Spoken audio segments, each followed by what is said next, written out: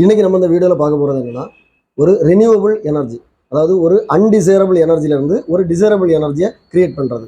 இந்த ப்ராஜெக்டோட நேம் என்னென்னா speed break power generator அல்லது power production from speed breaker. அதாவது ஸ்பீட் பிரேக்கர் பார்த்தீங்கன்னா நார்மலாக ரோடில் இந்த மாதிரி ஒரு சின்ன ப்ரொஜெக்ஷன் இருக்கும். இந்த ஸ்பீட் பிரேக்கர் எப்படின்னா ஒரு சின்ன வைப்ரேஷன் இருக்கும், ஒரு அசைவு இருக்கும்.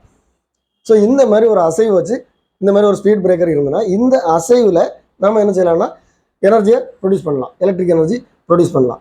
எப்படின்னா இதில் ஒவ்வொரு வெஹிக்கிளும் இதற்கு மேலே போகும்போது பார்த்தீங்கன்னா இந்த இடம் வந்து ஒரு சின்ன வைப்ரேட் ஆகும், ஒரு சின்ன ஷேக் இருக்கும், இந்த மாதிரி ஒரு ஷேக் இருக்கும். இது வந்து அன்டிசைரபிள் எனர்ஜி, நமக்கு தேவையில்லாத எனர்ஜி. நம்ம வந்து ஒவ்வொருத்தரும் இதுக்காக நம்ம எதுவும் செலவு பண்ண போகிறது கிடையாது. ஒவ்வொருத்தரும் போகும்போது அதில் ஒரு சின்ன வைப்ரேஷன் இருக்குது. இதை நாம என்ன பண்ணுறோம்னா ஒரு டிசைரபிள் எனர்ஜி, அதாவது ஒரு தேவையான எனர்ஜியாக மாற்ற போகிறோம். அதுக்கு என்னெல்லாம் இருக்குன்னா ஒரு 1000 RPM கியர் மோட்டர் இருக்குது, ஒரு ரேக் இருக்குது, ஒரு பினியன் இருக்குது, ஒரு கைடு இருக்குது. ஏன்னா இந்த ரேக் வந்து இதில் இருந்தால் இந்த மாதிரி மூவ் ஆகும். இது மூவ் ஆகும்போது இது வந்து இந்த மாதிரி இருக்கு. இதை பார்த்தீங்கன்னா தெரியும். நான் இதை ப்ரெஸ் பண்ணும்போது இந்த ரேக்கு கீழே போகும்போது அந்த பினியன் சுற்றுது பாருங்கள்.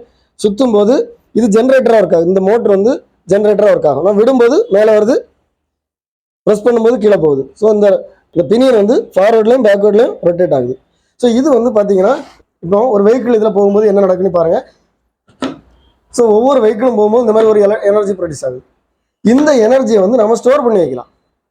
இந்த மாதிரி நிறைய போயிட்டே இருக்கும். ஒரு கார் போகுது, அடுத்த கார் போகுது, அடுத்த கார் போகுது. ஸோ இந்த மாதிரி வெஹிக்கிள் போயிட்டு இருக்கும்போது நமக்கு என்ன கண்டினியூஸ் பவர் கிடச்சிட்டே இருக்கும். அந்த ஸ்பீட் பிரேக்கர் வந்து இந்த மாதிரி நமக்கு அது பவர் ப்ரொடியூஸ் பண்ணிகிட்டே இருக்கும். இதை வந்து நம்ம ஸ்டோர் பண்ணி வச்சோம்னா அந்த ஏரியாவுக்கு நம்ம வந்து என்ன பண்ணலாம், எலக்ட்ரிசிட்டி சப்ளை பண்ணலாம். ஸோ இது ஒரு நல்ல ப்ராஜெக்ட்.